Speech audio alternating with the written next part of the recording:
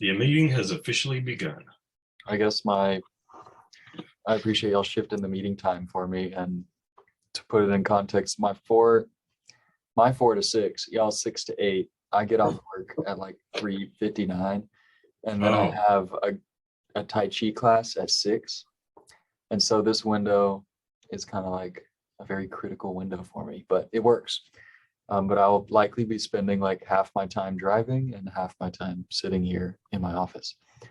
But Chase is here. Hello, Chase. Welcome. so But I'm sorry, Joey, we couldn't be more, um, better fit your schedule, but that's what we got. that's okay. It works. But I wanted to say, since I haven't received my book, and I have like a copy of the ethics, but it like is some random copy that I bought from Half Price Books years ago. And I just didn't want to start one copy and have all these writings 10 pages in. So I haven't even started it yet, but I'm reading. I don't think this really helps much, but I'm trying to read, just sift through Deleuze's secondary texts as we sift through the ethics. And like, I don't know why I thought this. I was like, oh, like Spinoza is like writing before Kant. Like my impression of the history of philosophy is like, oh, like it gets really confusing with Kant. Um, like just the language and the technical language. I don't know like why I thought that or if that's accurate. But reading Deleuze's secondary text, him talking about Spinoza, I am all of a sudden like scared of what I'm going to see in the ethics. And I don't, so I'm wondering like, is it as hard as Deleuze is making it sound to be? How is the first section of the book? I actually have a super brief response. I would say I read through this and it was awesome. It was Dr. Marquez, the kind of eccentric guy who's at the department. He was teaching a class and he was like, man, I was young reading the Spinoza's Ethics. I was in like a palace made of glass. And he started doing this gesticulation to try and illustrate his like feeling of being a young boy reading ethics. And I was like, that sounds interesting. I'll give that, And so I had that in my mind. And I watched, Arthur Holmes, his things, the Wheaton series. He's like the super traditional, like Western Christian philosopher who gives super traditional readings to stuff. He has a really cool 2-video thing, lectures on Spinoza that I watched. And it was good to just get a really solid kind of probably more traditional perspective on Spinoza. But I would just, and yeah, it wasn't too crazy. It was just like, yeah, here are the definitions, here are the propositions. It was yeah, you see, yeah, Chase, exactly. He always says, you see. He finishes a point and adds to you see. But yeah, so I would recommend that if nothing else. Is that on YouTube? Yeah, I think Spinoza is not quite as hard as, say, Kant. And so Deleuze's secondary sources, it kind of depends which one. So some of the stuff in the practical philosophy, the small book, are not so hard, or they're almost kind of poetic, almost in a sense. Where he's kind of just like going off. But the expressionism book, that book is very technical. And yeah, it's very difficult. I found so, but yeah, that's my opinion at least. But I mean, Spinoza is very technical too, obviously. But I don't think he's that difficult. That's my opinion. I was in a class years ago where we read the Summa Contra Gentilis by Aquinas, and then I teach Descartes in my intro class, and after reading stuff like Aquinas and Descartes and maybe some other people from that era, he sounds a whole lot like them. So apparently he's significantly, or he's responding a lot to the scholastic tradition, and also responding at times to Descartes, for whom he had some admiration, but also had some differences. And so it's the same kind of form of argumentation, or not the same kind, but a similar form of argumentation. So, I don't find that he's trying to be very clear. I can't claim that I understand it all, but at least I kind of understand the method and the, the progression he's trying to give out. I wish more books came with a definitions and axioms section in them. Okay, that's my take. That's my hot take. I loved it. I loved just having everything set out for me, and I was just able just to dig into it. Like there wasn't any trying to find anything in the weeds here. But just real quick before we I don't know what the normal plan for these things is, but this is just clerical thing to help us kind of go through it all. The first one, I was wrestling with like Spinoza's attributes a little bit. And so I've done a pretty good amount of reading on like the metaphysics of properties. And I'm wondering if any of that is like transferable to this idea of attributes that he talks about. And then just the second thing is I'm just kind of wondering if we can expand his like God nature conception into like the whole of the universe, because it seemed to be like that was implied with some of the infinite connotations that he was making, and we can kind of go wherever. One, both, whatever. So Yeah, well, I have another brief response, I suppose. Yeah, I heard, or I guess I'm reading a Curly translation, a PDF that I found legally on the internet, and it was in a collection of works by Spinoza, and in there he uses two words, aspects and affects. And aspects are the more solid sort of, properties to me, I don't actually know, maybe like, theory of properties, at least in terms of what you're kind of being exposed to. But properties, at least on my super intuitive, I don't know anything sort of prima facie, I like properties, that seems like that could include both affects and aspects. But it seems like he's really trying to differentiate between like affects as these passing things and aspects as these more solid things, these qualities of substances. And further, your question about like, the God and nature thing, I guess here I want to kind of take that question and like, expand it, I guess, because I don't have an answer, because I think that's right. I think that he is just this monist, this hardcore monist on the singular substance, and that substance being God and nature, or God or nature. That's the thing. Instead of God and nature, it's God or nature. So it's either one you want to use. So my question then, right, is that if we've got this God or nature thing, and you're right on this reading, like, it's just, the whole of the universe, everything possible is all one thing, and that's God. Does that imply, there was an interesting phrase used by Arthur Holmes, actually. He said he was the philosopher of infinite immanence. He said that Spinoza was the philosopher of infinite immanence, where everything all the time is constantly in a state. One, immanentism, which is like a thing in response to scholastics, where he's like, all of the attributes that we could give to God are not outside of God, they're in God. And so everything, all these aspects, I should be technical and use the right term. Any sort of aspect we can configure or conceive of in God's immanent to God. But then furthermore, this other use of immanent that I see as being strong here, and very interesting, which really separates him from Kant, is that it seems like Spinoza's arguing that, it seems like he's arguing we have some sort of, in line with the rationalists like Descartes, right?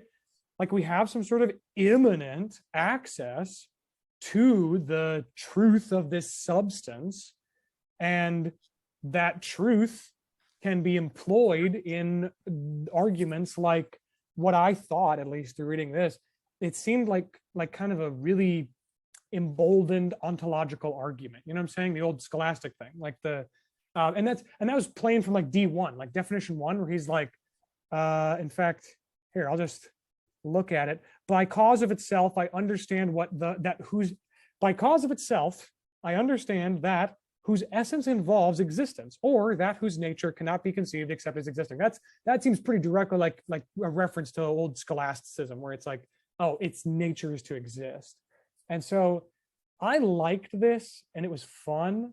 But one, the idea of having just total immanence to everything, that's crazy and scary. And like, I got cold feet about that. The second thing is the kind of extension of this Cartesian understanding of the ontological status of God. And both of those things are raising concerns but playful concerns, not dire or abrasive or antagonistic. No, that's where I'm at. What do you guys- Not trying to be like combative, but wouldn't it be like a distinctly non-Cartesian, being a hard monist? Like, there's like that's like arguably the biggest divide between the two, right? Is that we have this like super hard holistic monism versus this dualist conception of, almost like a cosmology difference between the two. That seems to be like a pretty big difference there. But I don't know. I mean, would you think that's fair? I agree. That seems like the big split between the two. But other than that, it seems like it seems like Nevitt said, seems like Spinoza did see Descartes' work as like very Oh, important, yeah. yeah, right. Like, There's no doubt. There's definitely some kind of call and response going on here. Yeah, I think one thing that's similar is, which maybe Hunter was pointing to, is the ontological argument. At least, frankly, the only thing I've read carefully by Descartes is the Meditations. And he's got two different versions of proofs for the existence of God, and one of them is a version of the ontological argument. And like Hunter said, there are Spinoza does the same thing, and I was trying to find the passage. Oh, here we go. This is on, well, never mind. This isn't going to help because I have a different edition, but this is in Proposition 8, Scholium 2, about halfway through. He says, it must necessarily be admitted that the existence of a substance is, like its essence, an eternal truth. From this, we can infer in another way that there exists only a unique substance of the same nature, and so on. And so it seems like he's, so Descartes applies the ontological argument to God, which is this substance, like Christian was saying, that is distinct from other substances. But since for Spinoza, there's only one substance. So, the note I wrote for that was, this is like the ontological argument for the existence of substance as such, that there is only one substance and it necessarily exists. So it's like Descartes in that he uses that ontological argument, but instead, and it is an ontological argument for the existence of God. It just turns out, since there's only one substance, it turns out to be about substance as such. I guess what just really struck me, though, while we're on this train of thought, is that like it is what this conception of God is so distinct from like any other I've come across. And I'm not like some theologian. I haven't read like tons about this, but it's like an entirely moot, non-transcendental, like force. God is what is, basically, from my reading of this. And maybe someone will disagree with that, but like I see from my reading of this, you can take God, nature, the universe, jumble them all up, and it'll work in basically any of the situations where he uses the term. And it makes it like, I'm not saying he's very much not an atheist. He seems to be very clear on making sure that that's the case. But like, I'm struggling to like kind of wrap my head around what we're supposed to make of this like very radical conception of God, and whether like it's even worth like bringing in the God baggage that comes with the connotations of that term with it. I had a class many years ago at St. John's where we read the treatise, the Politico, whatever it is, the thing about politics and theology. But the guy who taught the class was a Thomist, but he was part of this scholarly tradition that interprets Spinoza as an atheist, because he thinks he was a closet atheist, and he cast his philosophy in this form in order to avoid problems, which he didn't avoid, actually. Yeah, Got him anyway. But his, with the point that he made is, if nature and God are literally identical, which is what a thoroughgoing pantheism implies, they are identical. There is absolutely no ontological difference between God and nature. Then whether you call it God or nature is kind of immaterial. And so then, is he an atheist? If he's a theist, what kind of theist? Well, he's God is nature. So, and the will of God, or if I remember, and we haven't got this part, but he said the will of God are the laws of nature. And so what's the difference? I mean, it seems to me that, the way that Spinoza writes about God, and it does, he's called the God intoxicated philosopher. It's a little bit hard for me to buy that he really, really was really was deep down an atheist, but that's at least what, some people do interpret in that way. I was reading just at the Stanford page on Spinoza, and the beginning they talk about whether to call Spinoza a pantheist or an atheist, and they kind of address like, what is Spinoza arguing our attitude should be towards this kind of like nature God. And they argue that the attitude he advocates for is more so one you would advocate like in an atheistic position, as opposed to kind of like this wonder or service or like rapture and awe. Maybe it's he argues that it's more so about like understanding, living with reason. And he says like this kind of, for that reason, he thought that Spinoza was positioned more so as an atheist. I think something that's, first off, just in agreement with you, Joey, it's like, I've been reading Nevid. I wanted to be able to proudly proclaim that I finished New Seeds, but I'm 10 pages away. I've been reading this guy, this really mellow dude named Thomas Merton lately, and he loves God too. And so I've been reading two very, very different conceptions of God kind of back to back. And it's been weird, but I've tried to it's been good to get a line between the two of them and to see where Merton is hard line, like, stop thinking that hard. You're going to make yourself sick. The whole point is to get to the part of the night of the soul. And that's the gift of the understanding, is to get to that night and feel a poverty and emptiness, a weakness.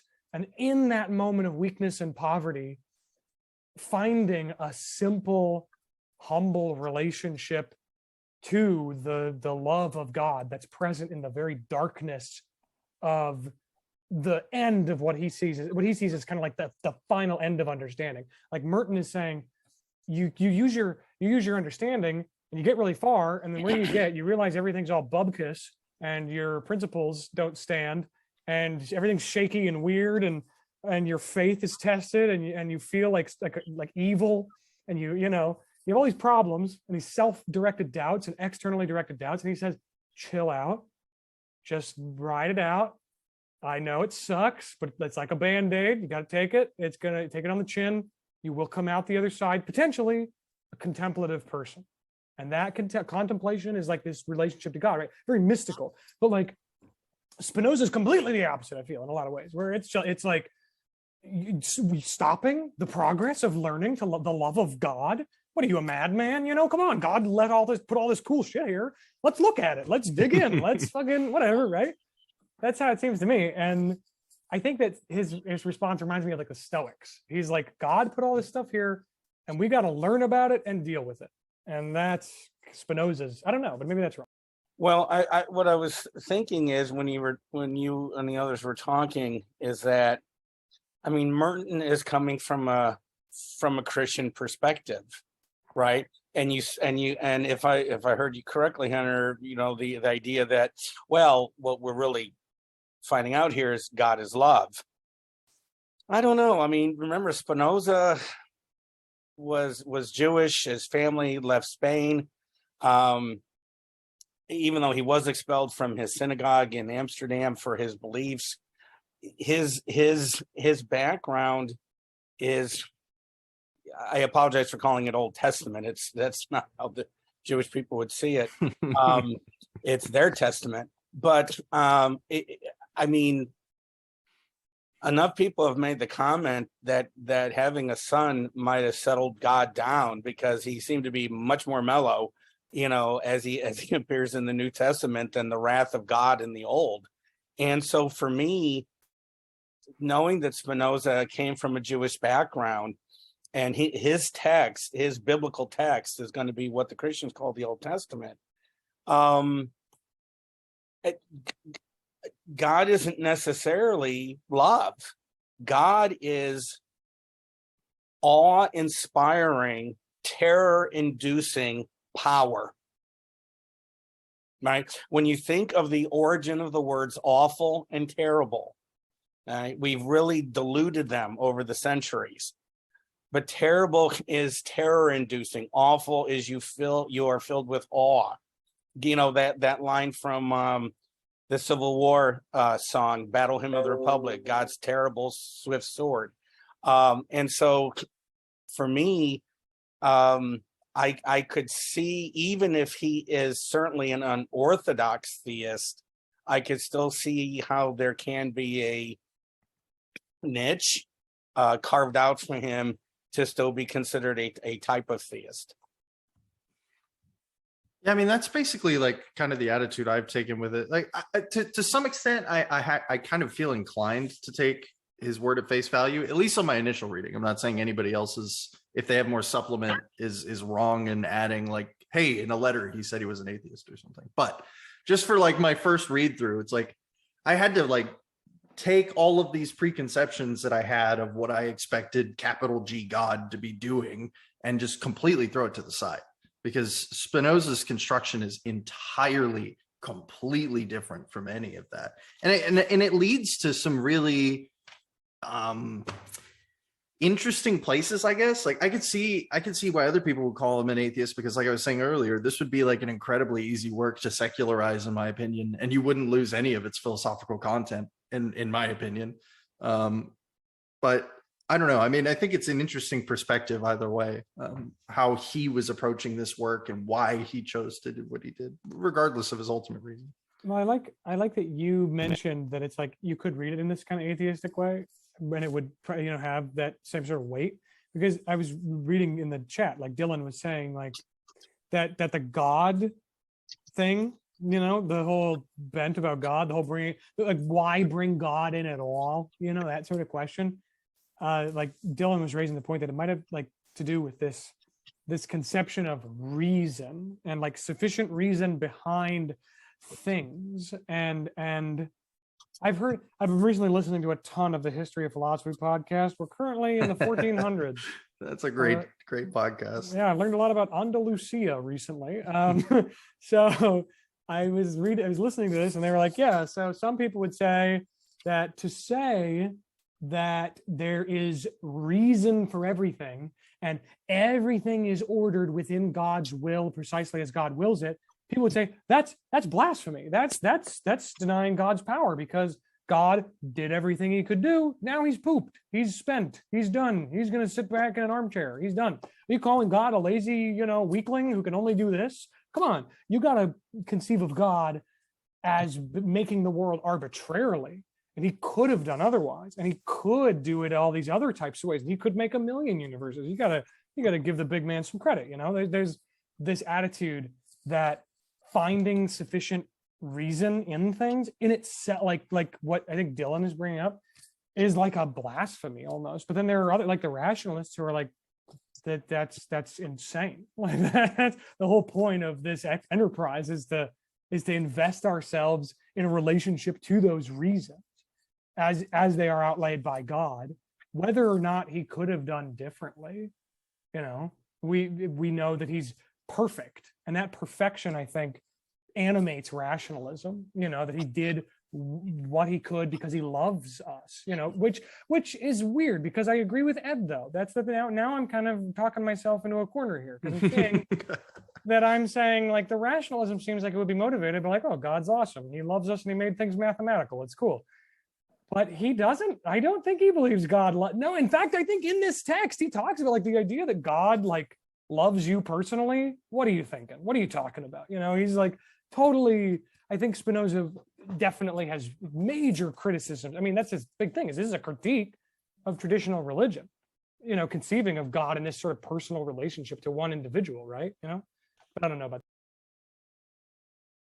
Yeah, I think he's trying to really attack the idea of a personal God, the kind of anthropomorphism of theistic concepts. He's trying to definitely attack that, and also the idea that God is something kind of separate that stands, above the world, and acts upon it. That kind of transcendent concept of God as a creator that's totally separate from the creation. That's what he's really going after, which is pretty major, I think, especially for the 17th century. So yeah, I think he's definitely just clearly a pantheist. But also, as long as you understand this, pantheism is also a naturalism. But I don't, yeah, the atheism thing, I don't quite understand how he could be an atheist. I just do not. Well, I think it's just again, that if God and nature are identical, so for a thoroughgoing pantheism, they're literally exactly the same thing. There is no ontological distinction between God and nature. And if that's the case, then whether you use the word God or whether you use the word nature, it just depends on whether you want to think about it as a deity or think about it as not a deity. But you could talk, you could say everything you could say about, I think you could say everything about Spinoza's God and use the word nature, and it would all be correct. And so that's what I'm saying, that some people, that's the argument. I mean, like, again, it's hard for me to think that Spinoza, there's apparently people who claim that he really was an atheist. It's hard for me to believe that given the tenor of the book, but that's part of the argument. Yeah, I was in the middle of writing something that said pretty much exactly that. Here, I'll just drop it. It's an incomplete thought, but there we go. But yeah, the nature of God, that's, I think, quite clearly what he's saying is that those are completely, you can use either one, nature, God, or substance, as long as you understand that substance is, the only substance that works is his definition of God, which is what he thinks as, that's, okay, so the theistic concept is a confused idea about God, but ultimately what they're thinking of, what they're kind of like intuitively like kind of gravitating around but have a confused idea of, is the same thing, is his idea of God. So that's why he thinks it is God. That's why he defines it as God, because he's saying, yeah, that is what the divine nature really is. But it's also, yeah, simultaneously nature itself. It's only one, and it's infinite, and that's it. Well, I mean, okay, a couple. I respond like, Arthur Holmes put it nicely. He was like the good, and this is in agreement with what you were saying, Christian, is like the convenience of having all your definitions and axioms in the front is that if you want to disagree with Spinoza, you know where to look. Page 1. You say you either disagree with the definition or you disagree with an axiom, and then from there you go buck wild, and that's all you need. And thank you. That totally shores up like my job, which is disagreeing. And I found the monism it's compelling. The argument, given his definitions, if we ride along with his definitions, it's all sound. It's pretty sound. It's logically sound. It's comprehensive. He's very, very particular about, I am not using these words like we might in the vulgar sense. I'm using them per my definition. So don't get on my case because you misunderstand what I'm saying. To pay attention to my definitions. And so trying to do that, right? I still, I found weird passages that kind of confused me. Like in proposition 1 and 2, like two substances can't have anything in common. What about the fact that they're a substance? I don't know. That's a commonality. But then further, he makes some line in proposition 8 that false ideas can't become true. And I'm like, that's not necessary. I mean, what if I say like the sun is dark? And then it's not, and then tomorrow the sun, well, I guess maybe if you locate it in time, he could worm his way out of that one. Whatever. I know false ideas that could become true, I suppose, but these are all side points. My real thing is that with this semi-compelling, if we buy all of his definitions, kind of monism, which we don't necessarily, I mean, I don't, but even if I did, it leads to bizarre kind of implications, which I know he says, like substances stand on their own and they don't rely on anything from the outside. They don't point to anything else, and they don't depend on anything. They're completely self-sufficient. And so he's very clear. He's very insistent that substances do not have any hanging logical implications or whatever outside that push you out, whatever.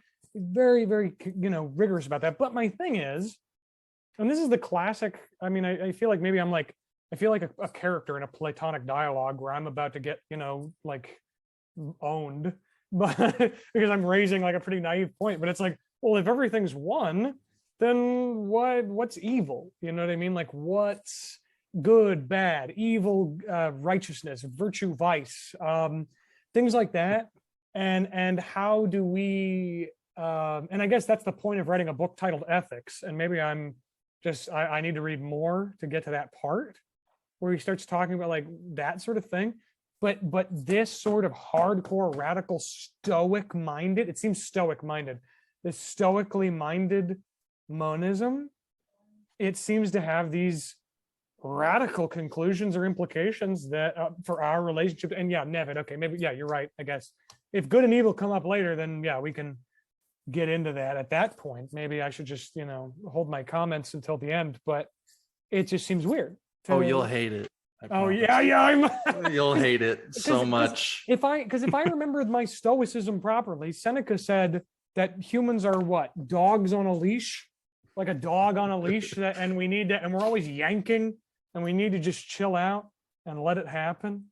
And I guess I can kind of understand that, but like, I guess that just you. These are obvious complications and questions that I'm sure he himself answers later in the text, but I'm worried. I'm scared. I'm frightened. I'm terribly frightened of what could happen. I don't know if anybody else has more insight, but from the secondary stuff, I feel like I get this implication that there is like some sort of like freedom that ends up fitting into his system, that we're not just like dogs on a leash. And I don't know if it's been brought up, but his conversation on inadequate versus adequate ideas and this kind of transition from like passion to action. I don't know. It's probably like I'm getting further down the line, but yeah, that's later on, but definitely something we'll have to get into once we're all read up that far. I think like another thing that comes to mind is I guess I'm kind of looking in the comments at some of the stuff that y'all said about substances and different attributes and nothing in common, and Hunter's kind of like just this. Yeah, I guess like because that part seems interesting to me because Deleuze refers to Spinoza's use of, or this kind of like idea of how he makes distinctions within substance in a way that's not like Cartesian, like at least Deleuze paints it as like Cartesian makes like numerical distinctions as like real or substantial distinctions, versus Spinoza doesn't do that, but he has a way of making distinctions that are not numerical, but more so almost like qualitative distinctions. And I'm wondering like if there's been any glimpses of that already, and how does that kind of fit into this idea of substances versus attributes, modes, things having things in common, or I guess like what stuck out to me about Hunter's comment was, what about evil? And so I'm like, how is distinction made in something that is just one? And I think that's what he wants to argue, that there is ways of distinguishing like within one thing, I guess. Using the sort of old scholastic language, the translation that I have uses attributes and modes. I forgot what Hunter said, the one he has called them, but attributes. This is actually the fourth axiom definition. By attribute, I understand that which intellect perceives of substance as constituting its essence. And so if you've got, there he's talking as if there's more than one, possibly maybe there's more than one substance, but that, if you, of course, if there's an infinite number, you could never do this, but if you could list out all the attributes of some substance, then that would constitute its essence. And that's literally, like essential. That's what makes it that thing, or is that list of attributes. And then the modes, he says, by mode, I understand the affections of substance, or that which is something in something else through which it is also conceived, which I don't know if that's quite like accident, but modes are kind of fuzzier, gooier, they're like, I don't, I'm sure that, Chase and people who read this stuff before have a much better sense of that. But the big difference I'm getting there is that the attributes are what are essential to making something what it is, like literally the classical notion of essence. Turns out this God thing has an infinite number of those, but and then modes are like modifications of the attributes. And so then I think the way you get differences that we think of as substantial are really differences of modes, maybe attributes, or maybe some combination of attributes and modes.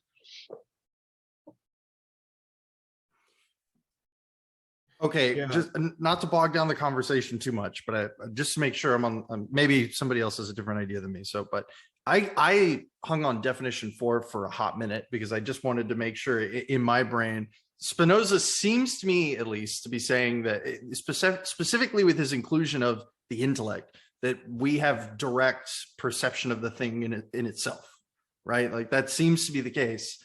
But when I go through this, it says the intellect perceives of a substance as constituting its essence. That almost makes it sound like the attributes are like symbologies of its essence rather than like the thing in itself. So, one of my big questions in starting this was, what the hell is the relationship between the mind and the world?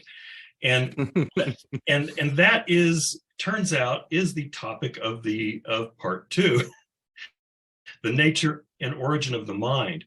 But what I got an intimation of here, and I think is I don't know, I think there's evidence of it later. I'm going to actually read from Descartes' third meditation, just a short little sentence toward the beginning of the meditation. He says, and thus I now seem able to posit as a general rule that everything I very, very clearly and distinctly perceive is true. And for Descartes, true means real, that it actually exists. So for Descartes, the term true is an attribution of existence. It's not like we often use it today in philosophy, like true is the property of declarative sentences. True is an ontological assertion. It exists.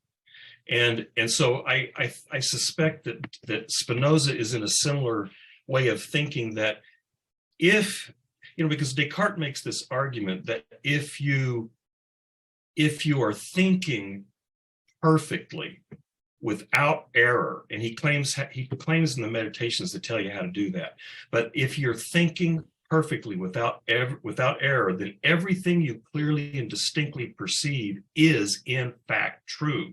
It actually exists as you were in the same way that you were thinking it.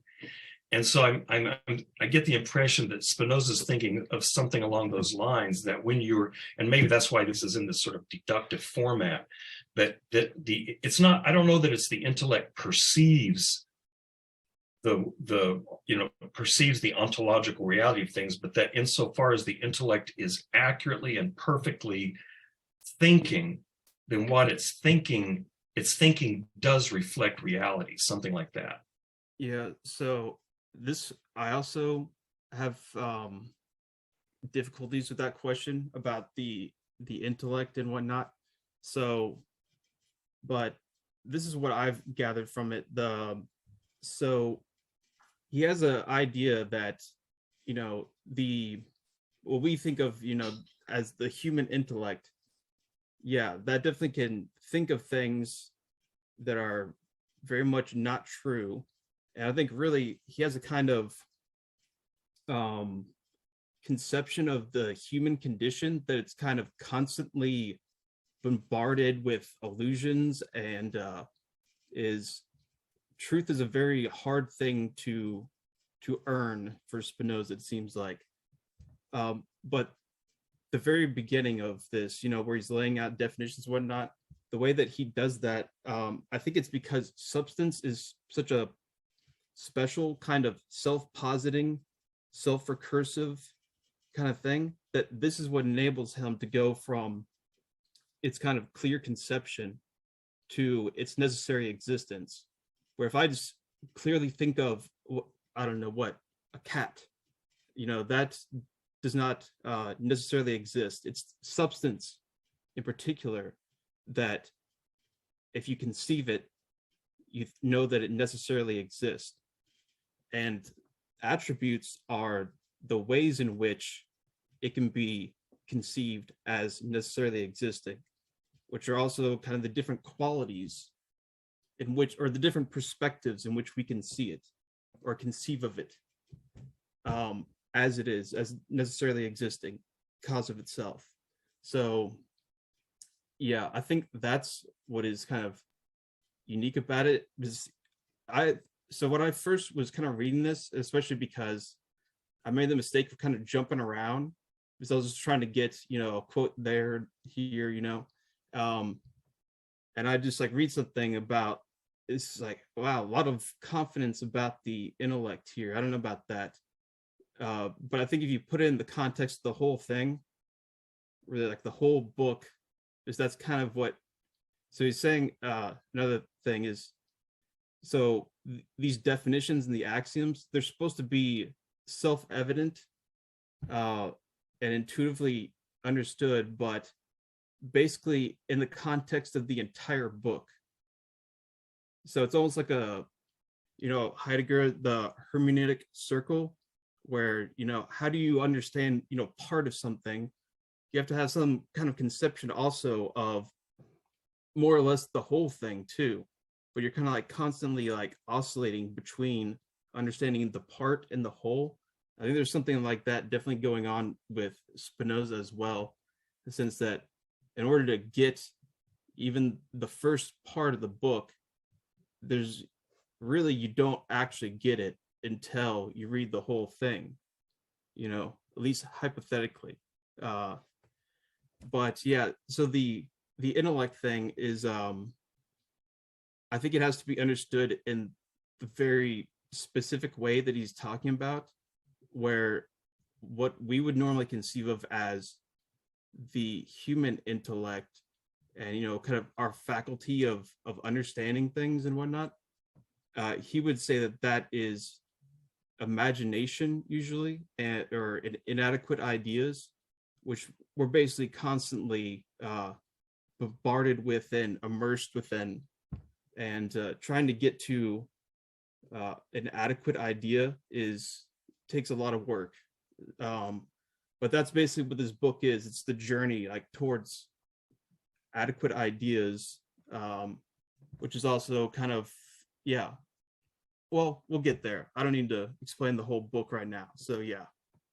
Well, I fear that, yeah, like my questions and like my kind of whatever small quibbles I might have with the definitions and axioms, like you're saying, it's like maybe I gotta read the next chapter, but read the next thing, and then maybe I'll get it more. And even if that's not the case, it's like even still, maybe certain parts of the book that we haven't gotten to yet specifically will be able to kind of respond to these concerns I have, because maybe I'm like, we're in the early game and I'm kind of concerned about our late game health and like well-being, and that's not really at issue right now. But I mean, I just, because like you said, right, you have a substance and the ways by which the mind perceives or experience, oh god, a fire alarm's going off. I gotta be quick. The way that the mind conceives or experiences or perceives that substance, okay, it went off, is through these attributes. That, like Chase, you said, and you're not, Spinoza, so I'm not going to take him to task over this specific thing. That, like you said, and if you're right, though, it's interesting. It's like the way that the mind, from a particular perspective, given that the human mind is bombarded by illusions and and is constantly perspectival and limited and finite and blah blah blah. The way that it perceives or relates to or understands or interacts with or interrogates or inspects or investigates the substance at hand is through its attributes and modes. Yes. My next thought is like I think the answer to this would be, I'm worried that the answer is like, yup, that sort of thing. But like, my thought is like, well, Hegel's big critique of this sort of thinking is that it's like, that seems like backwards thinking, because it's like, we get like, based on that, the only way to get to the substance, the essential thing, the things we perceive as the essences, is through and by virtue of these affects and perspectival positions and perceptions and I guess subjectively distorted interpretations or understandings or images or illusions of or aspects that we can identify and perceive, even if it's not an illusion. These aspects that we can identify and perceive of the substance, right? And what that kind of implies, at least, you know, if we can keep ourselves oriented around our own experience, right? Which maybe is totally counterthetical to Spinoza's project, given the what is it, subspecia aeternita, or whatever the F, that, however you say that. My concern is that it's like, what if I don't believe that a substance like he defines exists at all? Like I don't believe that sort of substance is even logically possible or sustainable, given the assumption that its essential characteristics are such, but that those essential characteristics are only identifiable by virtue of apparently accidental, non-essential attributes, affects, and modes, which thus makes those essential characteristics and whatever we can identify as essence in a way contingent on those accidents, modes, affects, and aspects. Basically, I'm just, yeah, he would probably, yeah, you're right, Chase. He would probably say that I'm a degenerate Hegelian jester, a fool who sees the inversion between essence and in essence as actively happening. And he does not seem to buy that, right? So that's like concerns like that, where it's like, if I'm already kind of like and for a thing to be a substance at all implies so many relations of interiority, essentiality, eternality versus temporality. Substance means below, essential, hidden in some sense. There's a lot of relational characteristics that even allow us to deploy the term substance. And so it's like, and maybe it's like, again, like a scholar of Hegel and Spinoza would be like, yeah, you know, you're skipping ahead 300 years, but that was Hegel's response. Yes, okay, that's very cute, thank you. You know, but we're reading Spinoza right now, so maybe you could save that. So I mean, I don't know, like that. I don't know if that's even productive. And the only way it could be productive is if Spinoza has some sort of response or thought on that. But it's like, I don't know.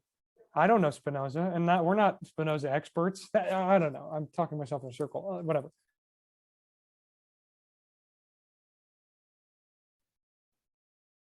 Yeah. So I think one thing, I'll kind of latch on to one of the last things you said. So about substance, you know, that it seems to the etymology implies, you know, standing underneath, and this has a kind of spatial kind of metaphor to it. So he would obviously see that as an inadequate idea. That's a modal distinction, is spatial distinctions. And that is not applied to substance. But so most of the time when he's talking about something like that seems kind of, you know, you can understand the sense as a kind of, you know, spatial kind of understanding.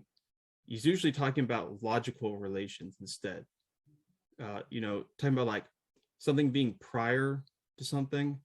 He's usually talking about it being logically prior. So yeah, I think this is also something that so Heidegger talks about stuff like this, about, okay, we're talking about something being in something. You know, are we talking about it as you know, a spatial container that it's in that? So Heidegger would say, no, that's a derivative idea from, you know, an existential inness. And I think Spinoza would say something is similar in regards to the fact that he would say, yeah, that spatial kind of understanding or the modal kind of understanding of those are just kind of like secondary or derivative meanings, where what he's really trying to use is another sense of logical, inness or whatnot. So yeah, I think that is one thing, but so I'll say, yeah, just so really, Hunter, I think a lot of what you're saying, I also have similar reservations about, some of what is going on, but I think the way to really read Spinoza is you kind of have to just accept what he's saying and then go from there. And then it's kind of like you judge the results almost. So it's really, I don't know, you really have to kind of suspend some disbelief a little bit and kind of have some sympathetic reading. Because I think part of the reason also is, it's a 17th century book, so a lot of the things that he's talking about in those definitions and whatnot, they really were self-evident to people in the 17th century. A kind of more or less educated person who's going to be reading Spinoza in the 17th century is probably going to be, knows quite a bit about Descartes, if not is a Cartesian, well versed in scholasticism. That's kind of their worldview. So that's why he thought that, yeah, these are uncontroversial ideas. But of course, to us now, a lot of them are really, they're old fashioned, So that's why we have to kind of like read it in a somewhat of a special manner, I think, keeping that in mind. At least that's helped me to kind of actually get what he's saying by kind of like dropping some of my defenses, because otherwise I would just be like, switching from like Nietzsche to Spinoza, like you get like, what do you mean by fucking truth? Like, what the hell? There's no like truth being? What is all this crap? Like, yeah. But you kind of have to like chill out from that. At least that's what I've found is been helpful, I think. Not that I have an amazing understanding of Spinoza, but what sense I've gotten from him, or what positive kind of things I've gotten from has come from that kind of sympathetic reading. Yeah. I think the rationalism is important, of Descartes and Spinoza, that they think that that rational thought is capable of discovering truth about reality, and that there are ideas implicit in the structure of reason that are the most essential features of reality as it is itself. And most people today find that difficult, but that's the fundamental aspect, I think, of this, is this conviction. One of the things I wanted to ask Christian, and he said he liked this. So now I may have this completely wrong, but my impression is that one of the reasons logical positivism failed is because they were unable to connect the syntax and the semantics. And so Carnap has this elaborate, what's the Aufbau, I forgot what's the English translation of that, the logical structure of the world. I have that book in my backpack, actually. I've been reading through it. Yeah. And I mean, my very first semester as a graduate student, we read Being in Time and the Aufbau, and I was absolutely unprepared.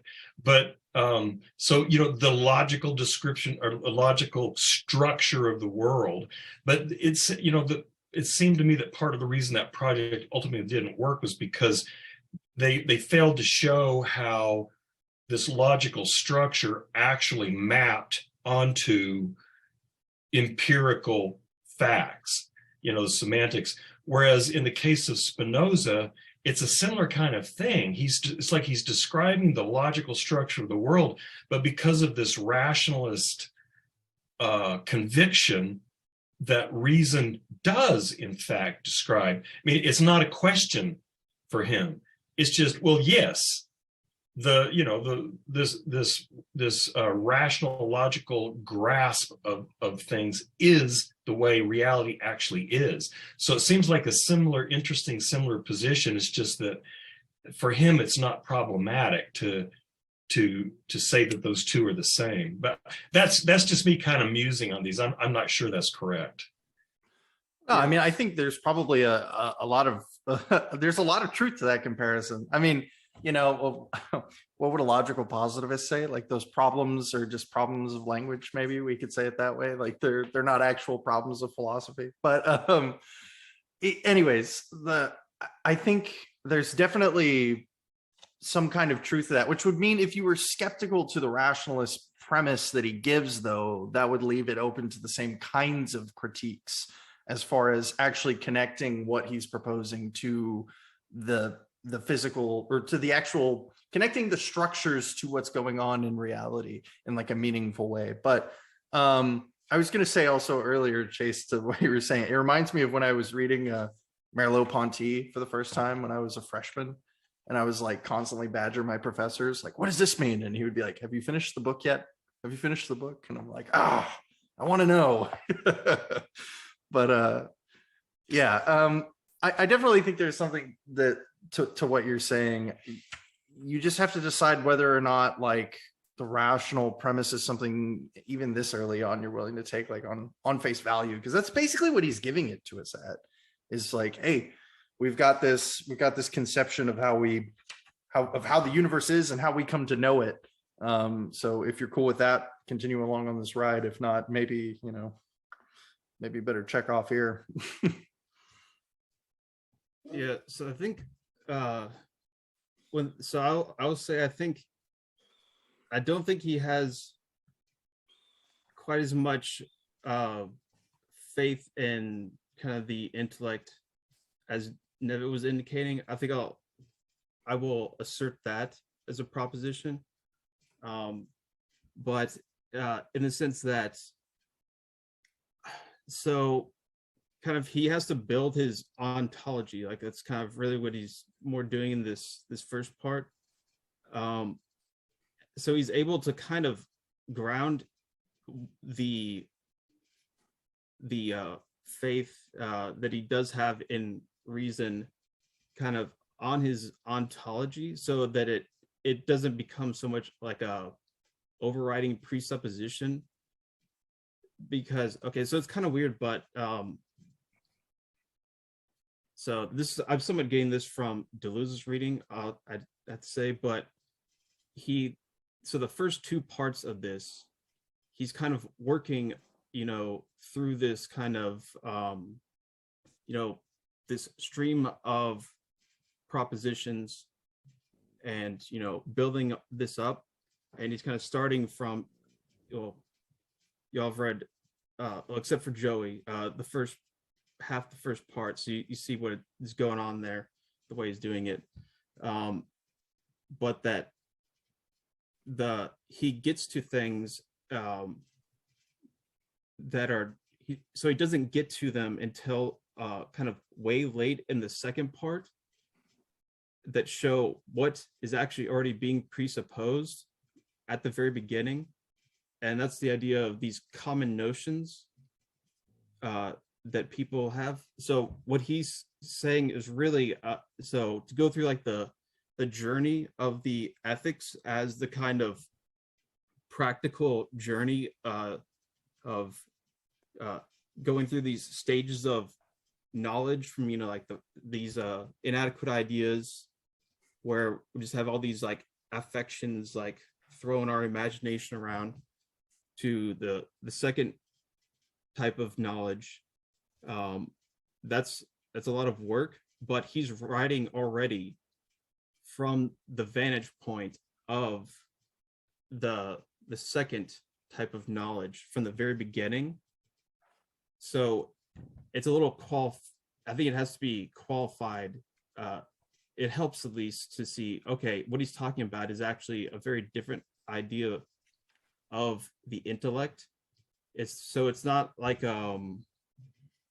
necessarily that he's starting off by just saying like, yeah, this is the intellect is like this. So okay, how he grounds it in terms of an ontology is that, okay, you've got this one substance, God, nature, extension, thinking are the attributes. So the parallelism that is usually people understand, like the kind of cartoon version of Spinoza is something like, oh yes, substance, God, two attributes, thought, extension, how do they interact? Parallelism. Well, what the hell is that? It's actually extremely complex, so I won't get into it, but it's basically, okay, you got something going on in extension. There's a kind of correlation that it's non-causal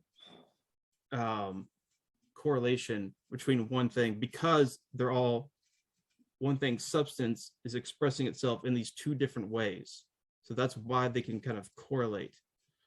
So he thinks that for every kind of extension body that is true, that is really existing, there also is an idea that corresponds with it.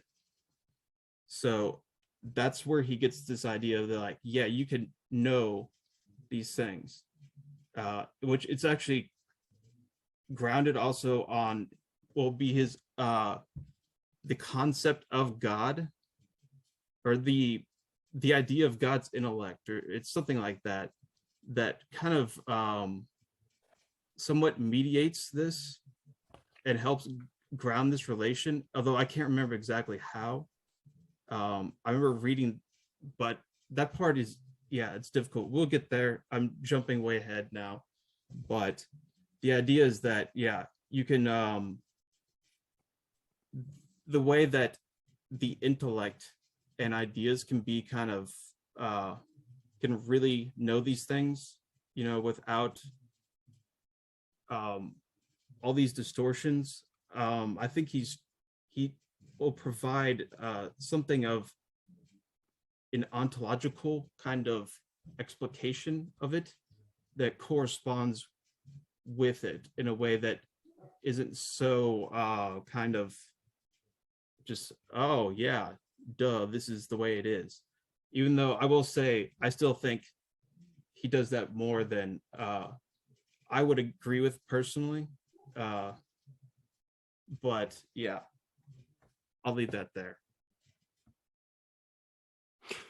Okay, well, I think if anybody has any other thoughts, feel free to shut me up.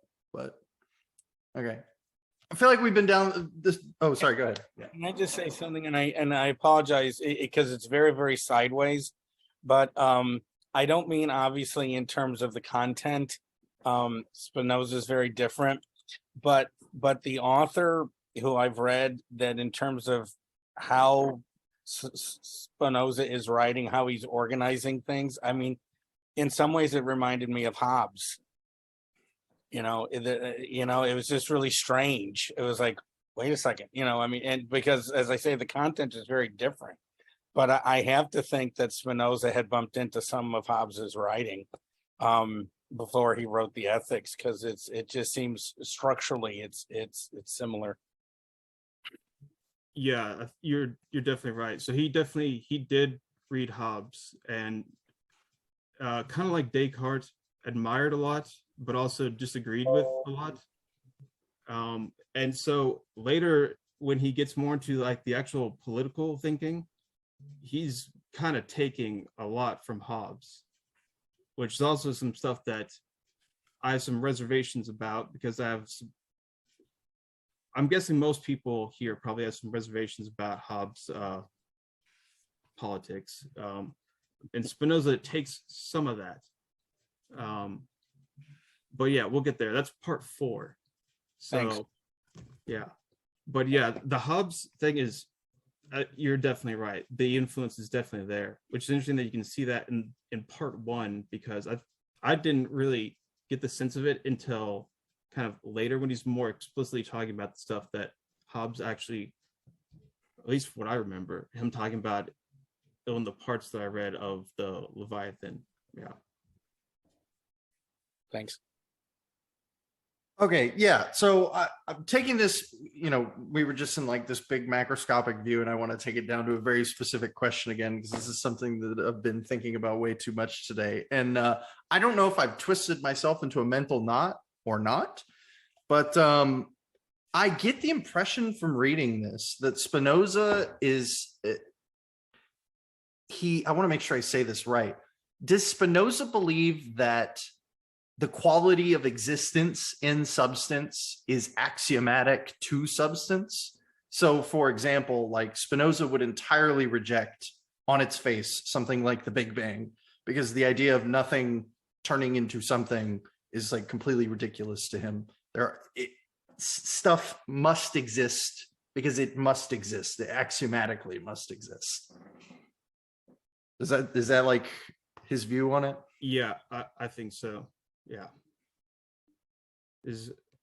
I think if you look at, just definition 1, substance as being a cause of itself, that really shows kind of, I think really extrapolates from there. And kind of like, yeah, the axiom kind of thing, or axiomatic way of thinking is kind of interesting, because actually, I don't know if I want to go into that, because it's really okay. So Deleuze, he talks about how the scholium, the notes, those work in a kind of axiomatic manner. They kind of recapitulate the lines of the propositions in an axiomatic manner, so that they become almost kind of like then intuitively understood as self-evidently axiomatic. They follow necessarily, but and that's what kind of like contracts the lines of propositions.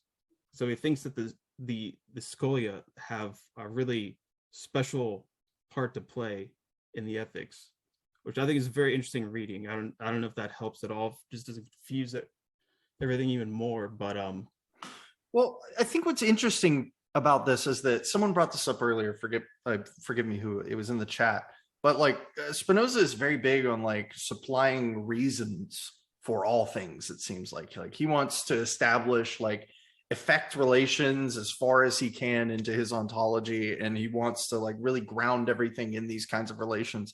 But I that's why I question so hard this idea of the axiomatic reality. Essentially, I've said it for a while as a joke. Like it's just as likely that reality is axiomatic as it is any other, of the possible solutions that science or anybody else has come up with. But like he's really seems to be taking this as bold face. But everybody's first question then is like, what does that mean? Like, how does substance axiomatically become substance? Like what is that? And it's kind of a crazy thing to think about. And so I don't know if maybe he gets into this a little bit more later, but it almost seems contrary to like the rest of his project. I'm not saying he's wrong. It just seems to be an interesting direction to go with it. That like, hey, this is because it is. And then the rest of it, we're just going to go along. And it all extends out from that. yeah, it is. I think it is it's a trippy thought, really. I think if you're not like struck by the strangeness of definition 1, then you haven't really thought about it, because it is very strange. And it kind of I think, having been trying to like think through Spinoza over the past, what has it been? How long have I been working on my thesis? Oh God, that's a depressing question. But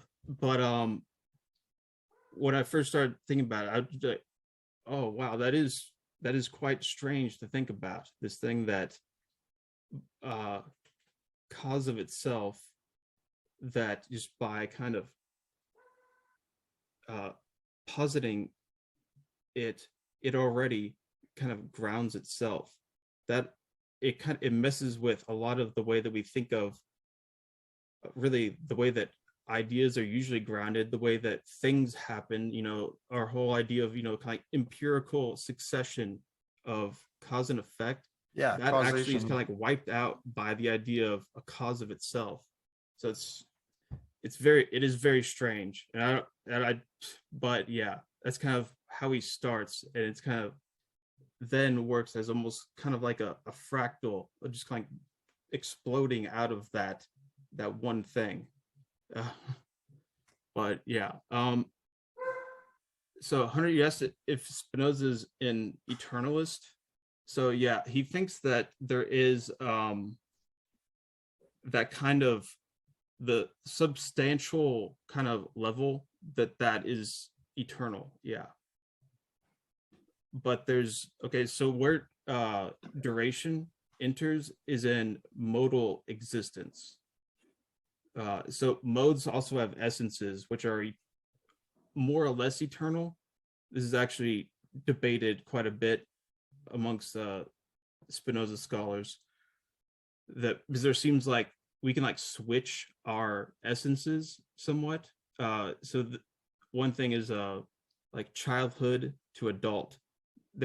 Seems to be like our essence can actually kind of switch, can change in a way that is like, okay, well, what's going on? I thought it was eternal. What's going on here? Where he's saying that, yeah, essence is almost always going to mean eternal for Spinoza, where existence, though, is something, modal existence is something that is always going to be changing, though. And that's where time enters and whatnot.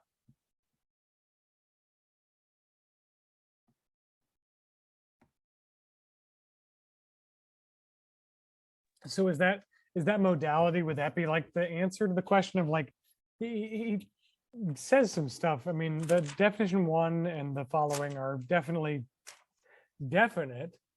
They're definitely strange. But then it's like, the things that I was raising questions about were like his point, like false ideas can't become true.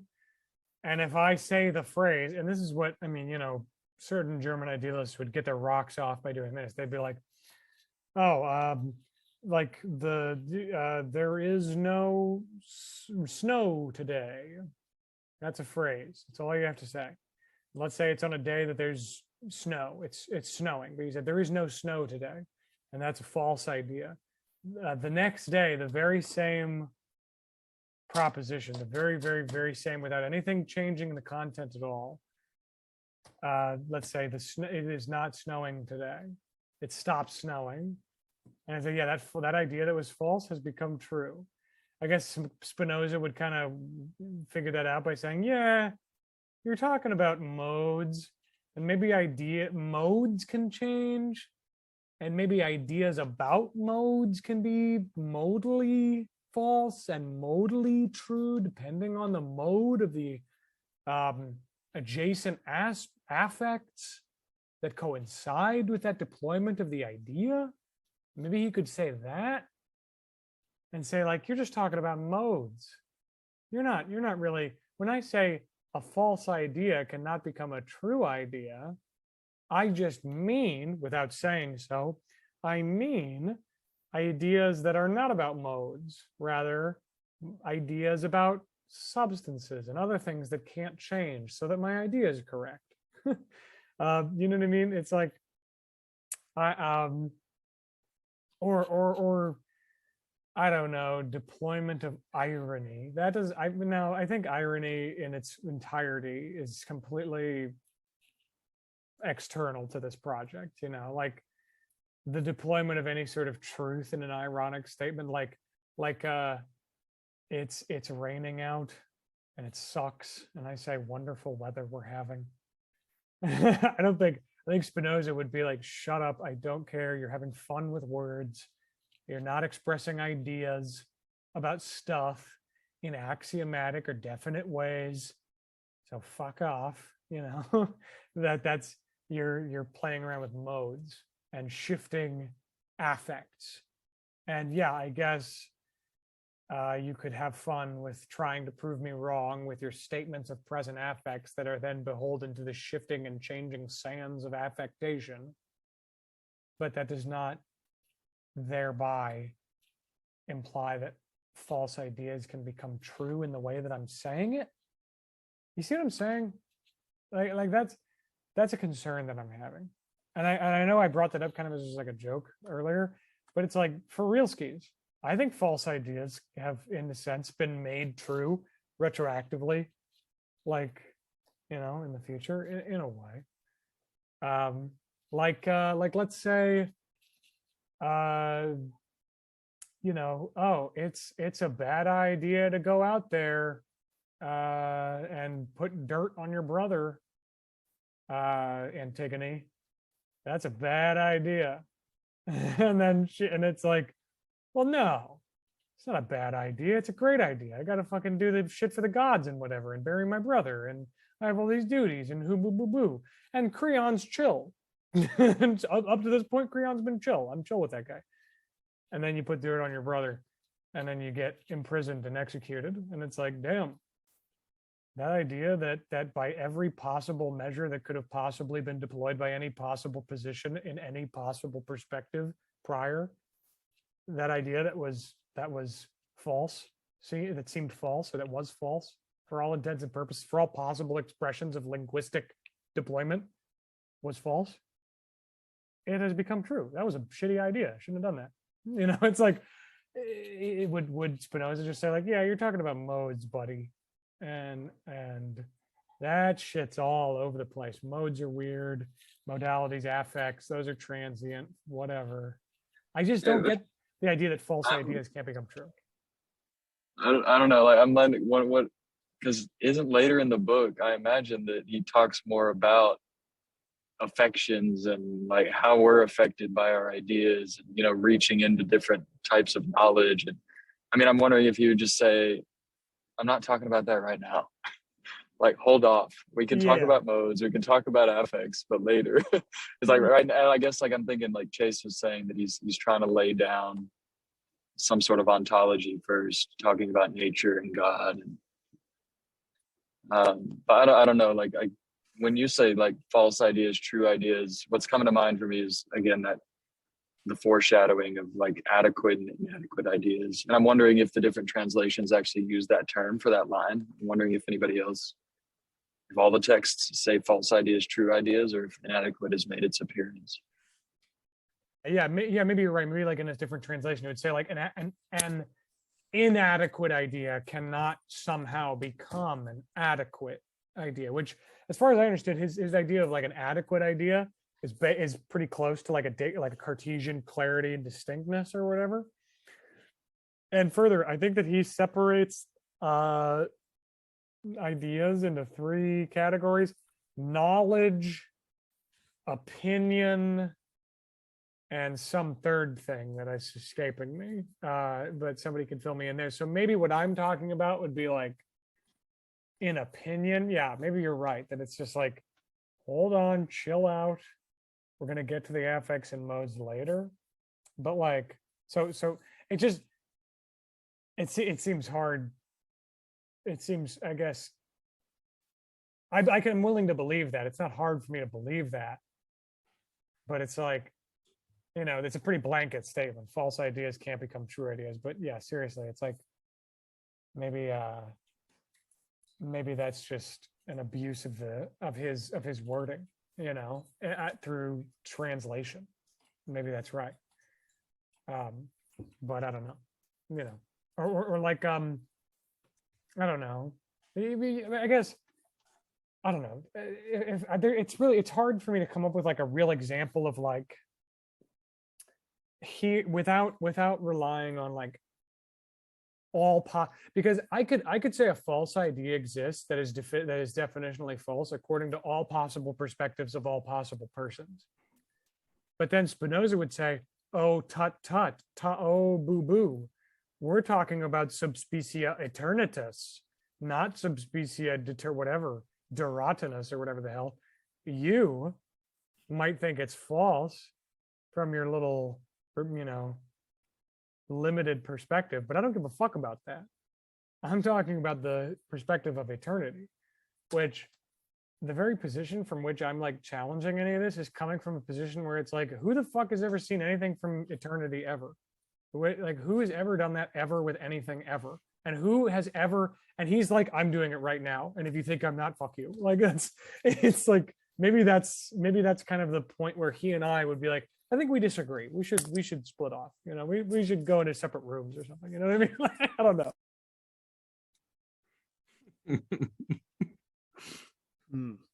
So I think Schopenhauer was one person who believed that he had touched eternity in some manner. I just remember reading in The Will and Representation a remark that was clearly, I think, against Hegel. So he said basically philosophy that utilizes history is a fucking joke. Like if you're talking about some like these, you know, data from history as your philosophy, like just pack your bags and get the fuck out, because you're not doing philosophy. Philosophy talks about the eternal, and that's the way it is, you know. So I'll just say I think I'll have to disagree probably with Schopenhauer there a little bit, but yeah. So I think one thing, okay, the adequate ideas, which I wouldn't find out if that's what he's saying there, or okay, so where does he say the thing about false ideas? That would be nice for me. Yes. Okay, sure. Like it's in, well, my translation's weird, different, and like the pages are different, but I know it's in Proposition 8 Scholium 2. So let's all, okay, I guess, dig through what Proposition 8 Scholium 2. I do not doubt that the demonstration of P7 will be difficult to conceive for all who judge things confusedly and have not been accustomed to know things through their first causes, because they do not distinguish between the modifications of substance and substance themselves, nor do they know how things are produced. So it happens that they fictitiously ascribe to substances the beginning, which they see that natural things have. For those who do not know the true causes of things, confuse everything without any conflict of mind, feign that both trees and men speak. Imagine that men are formed both from stones and seed, and that any form whatever is changed into any other. So also, those who confuse the divine nature with the human easily ascribe human affects to God, particularly so long as they are also ignorant of how those effects are produced in the mind. No doubt all the truth of P7 among the common notions does not require the knowledge since the that's a very important notion that'll come in to play later, but yeah. Oh, which Common notions? So common notions are what you were referring to earlier about like things basically everybody in the milieu at the time can agree on as like a basic assumption when going into any philosophy. So not exactly, but it's kind of it's the position that he talks about from the very beginning of, so these are ideas that they can be common. They're common between two different things, and there's kind of so this would be something even like between two different bodies that have something in common. So we'll get to like what exactly that is in part 2, but Right. that would be a common notion. It's kind of relations between bodies for extension, or between minds, ideas. So that's kind of what it is, but it goes from all the way from just two things, which is where we have to start in order to actually build our own common notions, is we have to find what is kind of what jives with our essential relation, which is determined by existence, and then how we can kind of fit our relation into other relations. And we know it by the affect of joy. Really know it, but yeah. Yeah, we'll get to that, which is an increase of your power and your conatus. And yeah, I see hunters following everything I'm saying. I can't. Well, yes, I'm excited. I'm excited to express my joy in this commonality of the notion. Maybe that because okay, all right. I found the part that I'm referencing, and I came up with an idea that I think actually expresses my idea more clearly. He says in that same scholium, hence, if someone were to say that he had a clear and distinct, that is true, idea of a substance, and nevertheless doubted whether such a substance existed, that would indeed be the same as if he were to say that he had a true idea and nevertheless doubted whether it was false, as is evident to anyone who is sufficiently attentive. Or if someone maintains that a substance is created, he maintains at the same time that a false idea has become true. Of course, nothing more absurd can be conceived. So it must be confessed that the existence of a substance like its essence is an internal truth, right? And I mean, maybe he's just speaking kind of offhandedly, and I'm abusing an analogy there. But it's like if I said the phrase in like, and now this is such a straight, like this is like a progressive move in scientific knowledge, just in human knowledge. You could make a phrase like, we do not have a standard model for subatomic particles in particle physics. I could say that in 1402, and somebody would say, what the fuck are you talking about? You know, I understood none of those words. I don't know what the hell you're talking. Yeah, we don't have a standard model for subatomic particles. What the goddamn hell are you speaking about? Or I could say, in fact, actually in 1402, that a false idea has become true. Yes, in 1402, I could say we have a standard model for subatomic particles in particle physics, and the guy would say, "What the hell are you talking about, William? You know, what on earth are you speaking about? That makes no sense. That's false. We don't have a standard model." And then flash forward, particle physics happens. I say the same phrase. We have a standard model for particle physics. A false idea has become true. You know what I'm saying? And maybe that's a gotcha and that's not fair and I'm abusing modality, but I want to know. I mean, again, you know, Chase may prove me wrong on this, but I think he is sort of talking about eternal truths in the sense of truths or logical truths that, you know, and again, maybe Hegel would dispute the value of, atemporal logical truths, but it seems to me that's the kind of thing he's talking about. And, so for example, you could say, well, modus ponens is valid today, but it's going to be false tomorrow. Well, or it's going to be invalid tomorrow. That would be kind of a silly thing to say. And that's the kind of thing I suspect he's talking about. And part of what makes, now I've forgotten what your translation said, but in my translation, that sentence that you read a minute ago says, if anyone were to say, therefore, that he had a clear and distinct, that is, true idea of substance, and yet doubts whether such substance exists, then that would be the same as if he were to say, if you please, that he had a true idea and is yet inclined to think that it may be false. And I mean, it's hard for me to think that's not a direct reference to Descartes. And thinking again, Chase has argued that I've got something wrong about this, but at least some ideas, if they have that degree of perspicacity, anyway, if they're that absolutely clear and distinct, for example, that 2 + 3 is equal to 5, to use Descartes' example, to deny that would be ridiculous. And so I'm thinking he's in this case, he's not really talking about temporally changeable ideas, but that ideas, again, in a sort of a logical domain where they just either are or not. And again, maybe Hegel would dispute whether there are such things, but that's my guess.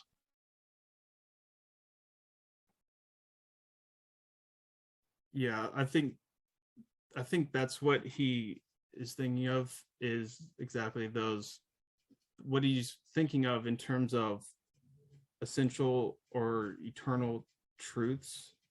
They're going to be something, a lot of times he's modeling these things off of geometry, and he's constantly using these examples, well, the definition of, a square, a circle, he's constantly using that as a kind of, image of thought. And I think that is, helps explain, I think, where he's coming from. But yeah, I think the kind of a, maybe this is somewhat of a tangent in the mathematical sense, but yeah, the eternal thing I think is one thing where us, what can I, are we moderns? I don't know, late post-capitalist, I don't, something, whatever we are, the idea of eternity is like ridiculous to us. And that's, I think, one of the challenging things about this book is that it's yeah, he's definitely does not think it's a ridiculous idea. And if you look, indeed in the 17th century, even in the, I think even, 18th century, really, then it's not until maybe the 19th century where you get people to start kind of really thinking in a way that's different from this kind of perspective of a kind of, yeah, there's an order of eternal truth, and that's kind of the way it is. And that's obviously giving a very simplified version of it. I think it's more sophisticated than that, but I don't know, I don't really have anything profound to say about it, other than I think it's just interesting to see the discrepancy between that, of how is the idea of eternal truth, I instinctively recoil from that, even though I definitely agree, though, at the same time, yeah, that definition of a triangle, that's going to stay the same, and I would say it's true too. So I don't know, did I just contradict myself? Maybe not. I don't know, different senses, maybe. I'm recalling something in the Deleuze books where he's referring to common notions too, and he almost says like how common notions are almost similar to geometrical proofs, but they undo the like abstractness of like geometry. I remember just some reference being made in like an introduction to one of the texts about like this idea of common notions is almost like Spinoza's attempt to take some of these strategies that are used in geometry of making proofs, but to insert them into like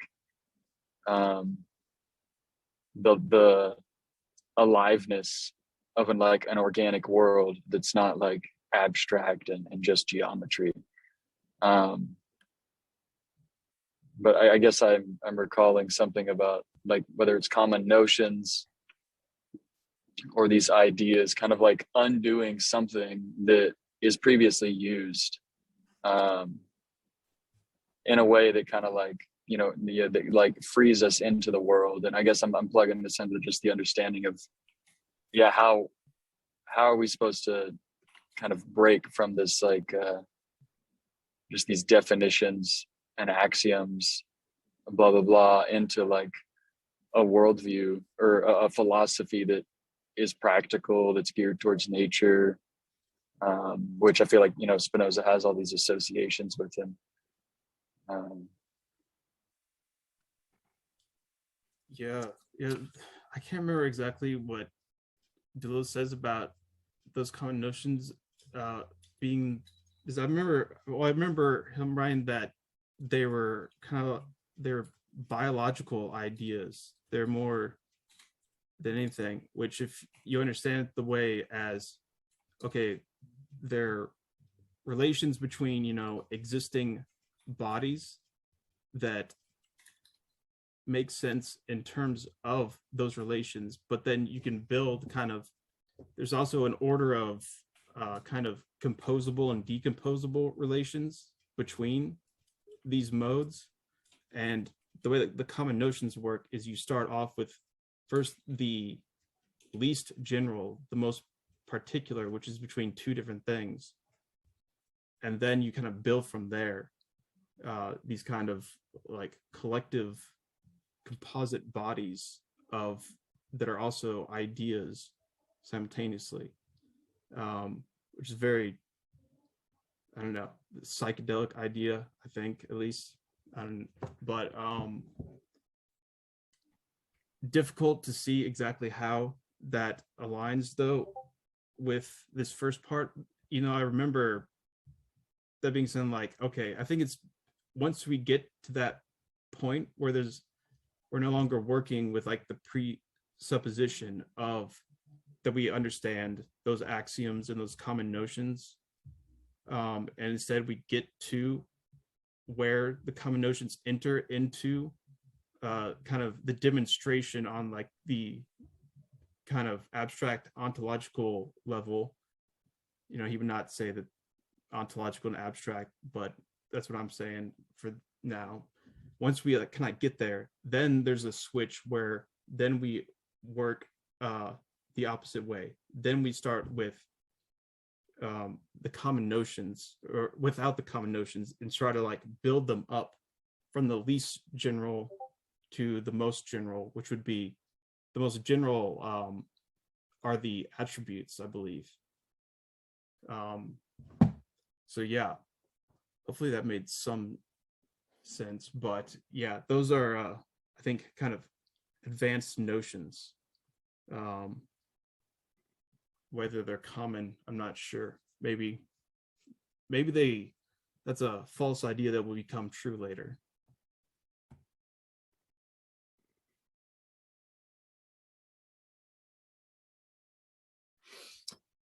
Yeah, that idea of eternal truths is a real sticking point to me. But I feel like there's a sort of pragmatic way that maybe could assuage some of this. That it's like eternal until it isn't, which is basically like some very fundamental aspects of the universe would have to change, and then like we probably wouldn't even exist at that point. So maybe it's eternal enough. So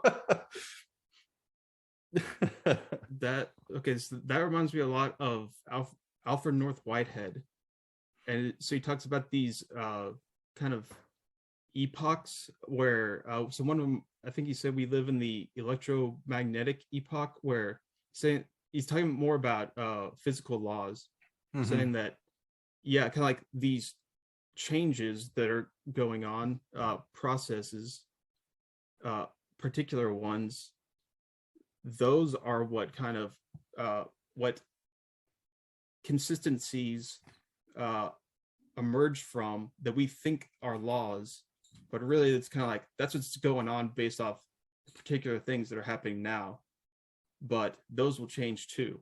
So yeah, the laws of physics will change, even though yes, they work as a generality right now. That's interesting. How that could possibly, so I mean Spinoza, I'm sure Spinoza would like disagree that he thinks the laws of nature are eternal, but still interesting to think that there could be kind of something about like the common notions possibly with that. I don't know. To his credit, I think there's a oh my god, there's a positive and negative inductive argument either way, right? Like you could be like, oh, they've never changed, they never will change, and then you could say like, well, just because we haven't seen them change doesn't mean they won't, right? And it's kind of an open question. I mean, for all I know, being completely honest, maybe everything is eternal and the laws of the universe will never change in any way whatsoever. I don't know if I believe that, but I also can't tell you that they will change either. I'm not going to give you that certainty. So I don't know.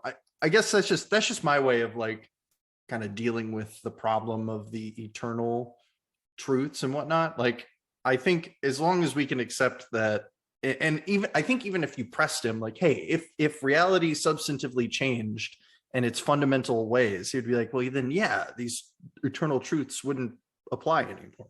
And it's like, okay, well then we're good. Eternal until not eternal, eternal under a given set of circumstances.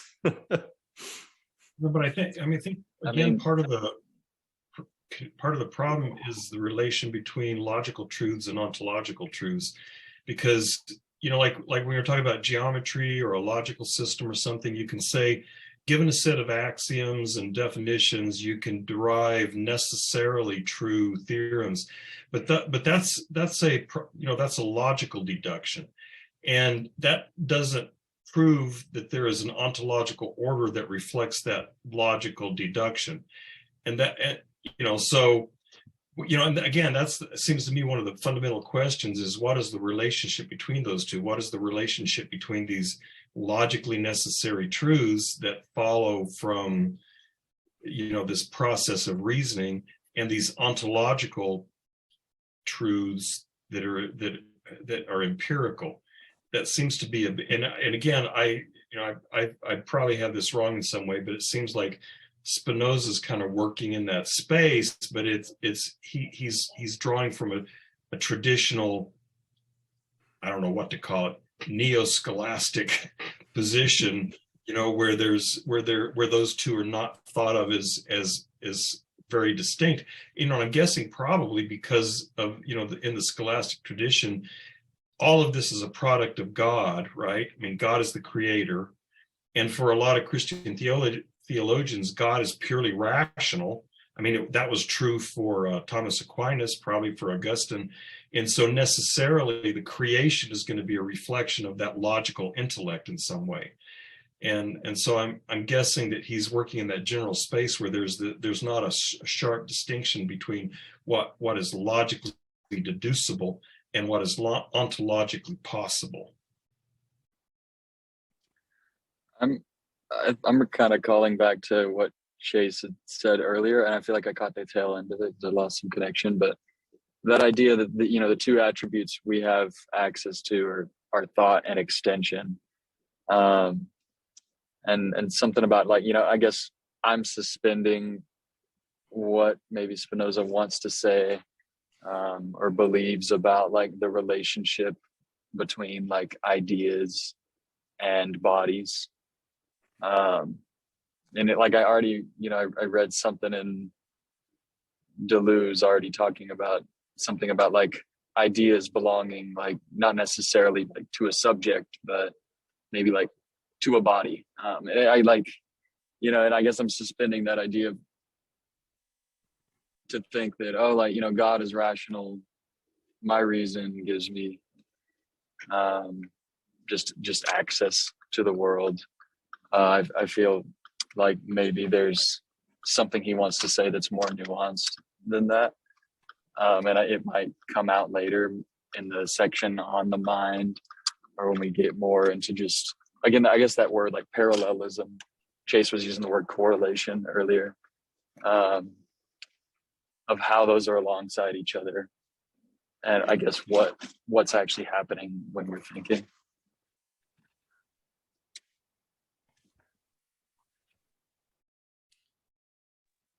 And I guess I'll be done. Oh, sorry. Yeah. I basically I agree. I think it's something he has to build towards, but he has to kind of assume to get his construction working in order to, is that circular? I don't know. I think his idea is something like, okay, so I'm thinking this is actually something that Plato says in the Republic, but that you kind of start with a hypothesis in order to get somewhere, and then at that point you can kind of throw it off once you then kind of know it on a intuitive level. So you kind of start with these logical truths, trying to discern that, but eventually they're kind of sublated or something like that. So I wouldn't, do not quote me on any of this is that's what Spinoza is saying. But I think, well, I kind of like the idea. I mean, it sounds like there's almost this experimental approach. We try it on to see, does it increase our power? Does it help me come into a better composition with other bodies? And I guess I wonder, he's presenting these ideas in a book, maybe he's thought through them and he's like, hey, bear with me. I'm going to try to increase your joy and your action. Right. I okay. So I'm with you there, right? But it's okay, I guess maybe my perspective is colored to agree with you entirely, and that is has a mixed bag. Part of that is good, part of that is dire. But I read this book by a guy named, what was his name? The neurobiology guy who wrote Looking for Spinoza. That was the Damasio. Damasio, dude, I've been wanting to read him for a long time. I read Looking for Spinoza by Damasio, and that is the key argument of the book, is that he's like, look, I am like a neurobiology guy. And he says at the beginning, I'm not much of a philosophy guy. I've tried before. People got on my ass. And he's like, this book, and in the preface, he's like, this book is kind of like a do-over of this previous paper that called Descartes' Error. And yes, Chase, Also, yeah, so go ahead. I was going to say, so like listening to Acid Horizons philosophy podcast, they reference Damasio as somebody who takes up that kind of idea of just like this thought and extension, where they reference him saying that, like, you know, he's somebody who believes that, like, when we have a thought, it's not just an abstract thought, like it's like a pattern in our body, or it's a pattern in our brain of like things happening. And that to me is kind of just, again, like I see that being very connected to kind of this reference to Spinoza. And I feel like that's a lot of kind of the argument that Deleuze picks up and runs with in his general philosophy too. But then I have a concern, I mean, thank you, Nevitt. Yeah, I agree. Catherine Malibu. I get a plug. Who's Afraid of Hegelian Wolves? A phenomenal paper about Hegelian Deleuzianism that I think points a way forward for a lot of people. Catherine Malibu, she's a smart cookie. I like her. All right, that's it. Okay. I'm What? going to say something about Kevin Malibu then. Oh, please. Okay. I read part of, I don't know, something like the first half of, what's it called? Oh, The Ontology of the Accident. So I have to say that book is awful. It's terrible. It's childish. Oh God, I thought it was just extremely naive, thinking from conventional common sense ideas about like the self being this consistent thing over time. And oh God, it was just terrible. It was, so parts of it seemed like Well, now I she was want to getting read it. somewhere, but it was just so bad. Her idea of plasticity is awful. And oh God, it was, yeah. Oh, That's interesting, because I think I heard that referenced recently, that she was somebody who took up Hegelian ideas and applied them to like neuroplasticity. But you're saying it's trash. yeah.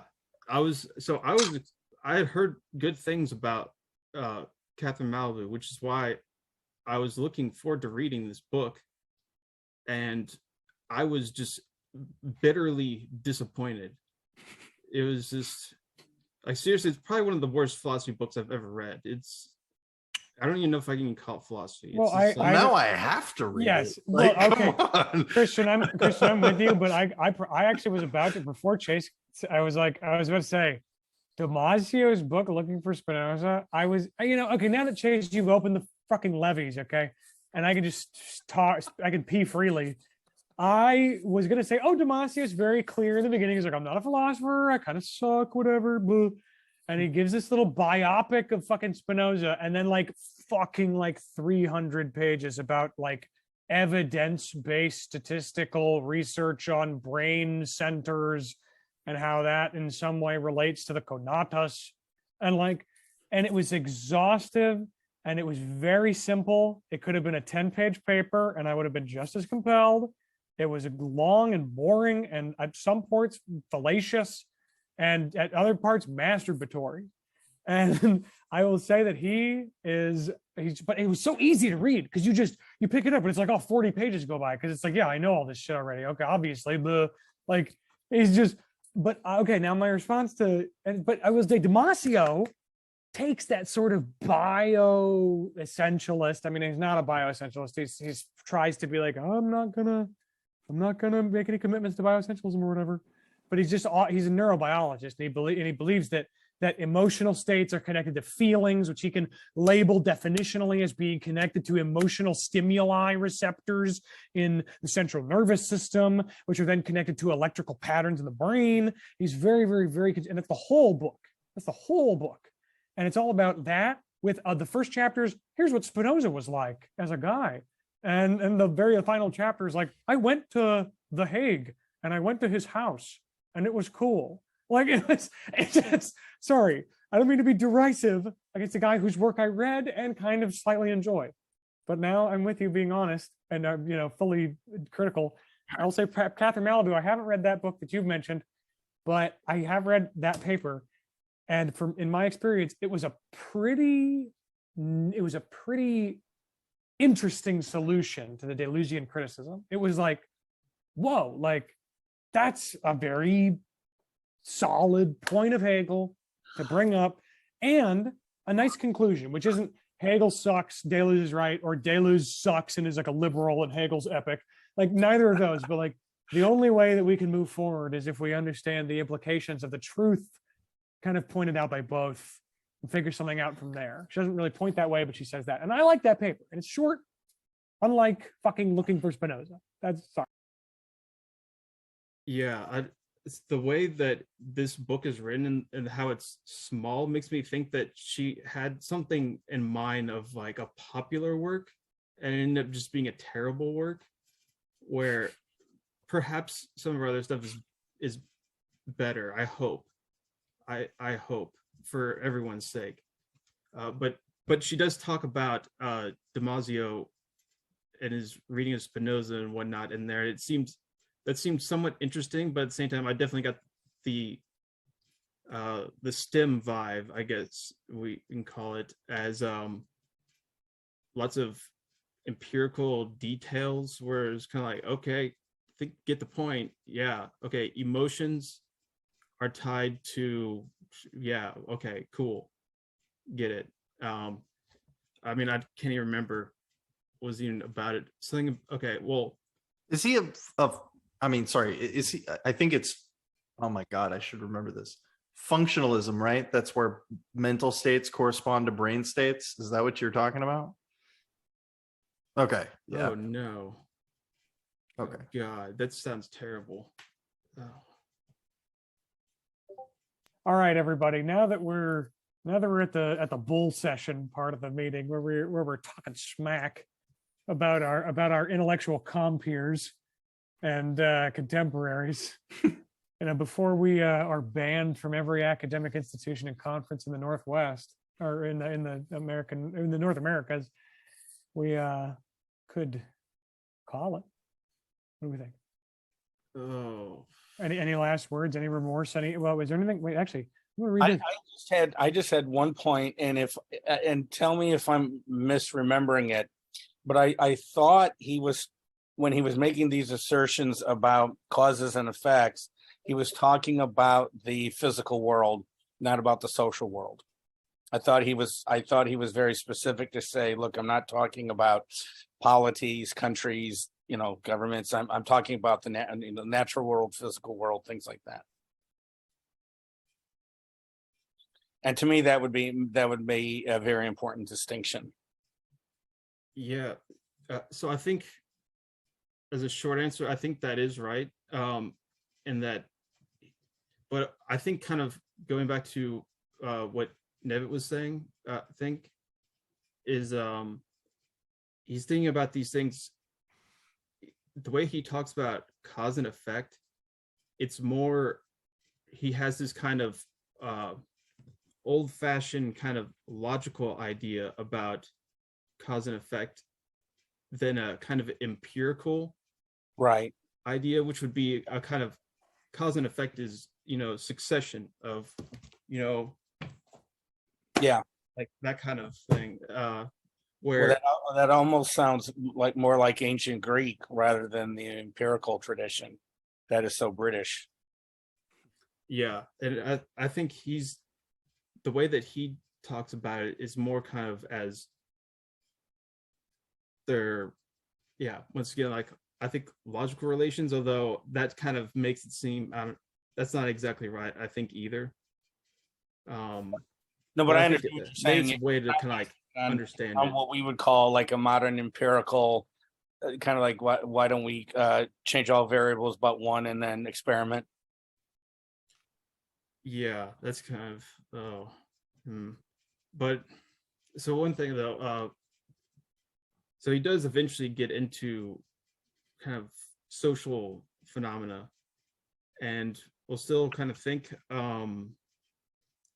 he kind of never really drops the idea of causes and effects, which I will just say I do not get totally what he means even by this. I still, especially because it's complicated even more by the fact that God is the real efficient cause of everything. And so if you think about that, that's also a difficult idea, I think, to grok. And that, okay, I can know to say like my book or my whatever my intention, my human, intentionality to do this, that's the cause of this. Like that's all. Where does God fit in there? That's where I don't know the answer to it. So perhaps we'll find out, or we won't. I'm not sure.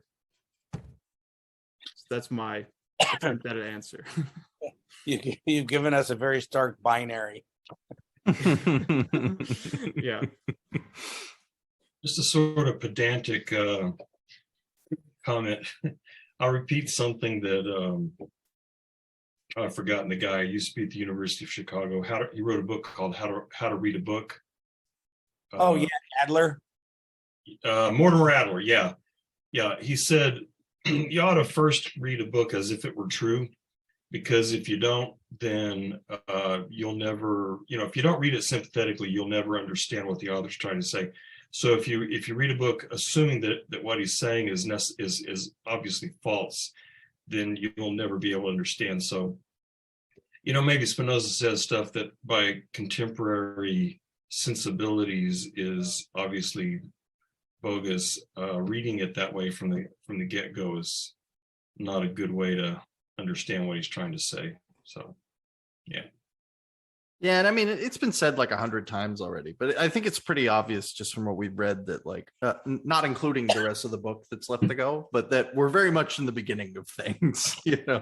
and this is all just a foundation to build off from, which is why, I don't know, I try to focus on like clarifying questions to get into the Spinoza's head. I think it's cool. I mean, this isn't normally the kind of book I would have like picked out and been like, Spinoza's Ethics, but I don't know, it's got like the Kierkegaard effect on me of like, I never would have read this unless given this opportunity. And I think it's already fun. So I'm a little bit ahead, but I'm trying not to get too far ahead so that I can, no spoilers. And like Hegel and a lot of these books we've been written there, it's very influenced a lot of people, even in the contemporary era. So it's worth understanding because of its, the influence it's had. I mean, even Nietzsche reportedly, borrowed some ideas, the conatus and that sort of thing. So even though Nietzsche would have rejected a lot of what he said, it had an influence even on him. So it's worth reading. Okay, see you guys next week. Thank you very much. Have a safe weekend.